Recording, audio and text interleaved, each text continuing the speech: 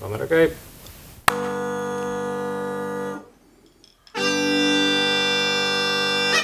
Nii, läks või? Mina mängin torupilli juba üle 20 aasta. Õppisin Viljandi Kultuuriakadeemias, siis hakkasin ise õpetama, siis olen väga paljusid kursusi läbinud, ise juhendanud ja nüüd olengi jõudnud siis punkti, kus tahaksin välja paisata torupilli videokooli. Ja selle nimi on siis torupilli meistriklass. Minu käes on Eesti torupill. Vanasti nimetati seda pilli tuulepilliks. Kõige raskem osa tegelikult oligi, et kuidas need peatükid nüüd siin videotes kokku panna, sest et saada üldse torupill seda esimest nooti helisema, siis on nii palju asju vaja seal ennem, et kuidas sa selle kaela asetad, mis asjad on burdoonid, kuidas sa siis puhud ja kuidas seda hoiad, et see kõik oli minu jaoks keeruline niimoodi metoodiliselt üles ehitada seda videokooli.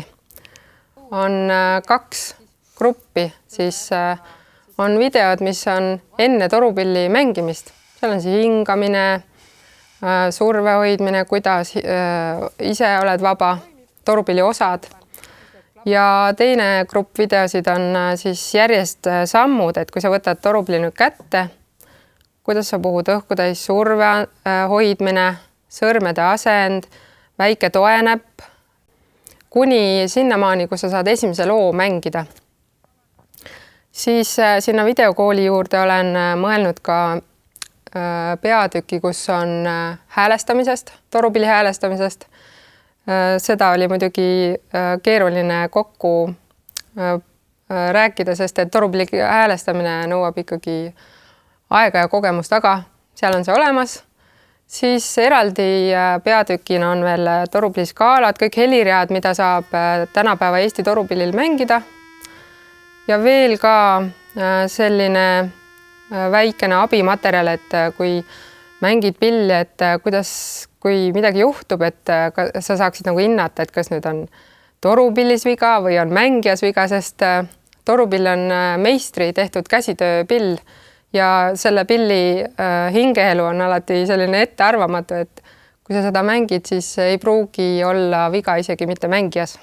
Et tasub alati ka meistri juures käia. Tundub, et kui sul on torupill ja nüüd sa neid videosid vaatad, et siis see pillimäng ju peaks selge olema, et seal on tõesti iga video juures on ka väiksed harjutused, et ta võtab aega, et seal ei saa niimoodi, et klõpsin, vaatan ühe video ära, ahah, see selge, vaatan teise, ahah, vaid tegelikult seal on nagu ülesanded, mida võiks siis ennem järgmist video vaatamist selgeks harjutada. Aga kui tunned, et nagu ma teen kõik nii, nagu ta käsib seal videos, aga ikka midagi jääb puudu, siis loomulikult võtta ühendust mõne torupillimängijaga või torupilliõpetajaga ja las ta hindab kõrvalt vaataja pilguga korraks, et kas sa hoiad mõnusasti seda pilli, et kas sul on kõik need väiksed metoodilised nüansid paigas. Ja veel sinna videokooli lehele tuleb päris suur hulk repertuaari, mis on siis, seal on noot ja on ka minu mängitud lood. Põhimõtteliselt on need lood, mida ma ise olen 20 aasta jooksul torupilli peal mänginud. Nad ei ole niimoodi täpselt noot noodis, vaid ma olen ka nendes lugudes variatsioone teinud ja trillereid ja kaunistusi, et pigem ongi see selline materjal, mis võiks inspireerida repertuaari rohkem mängima ja lugusid sealt valima.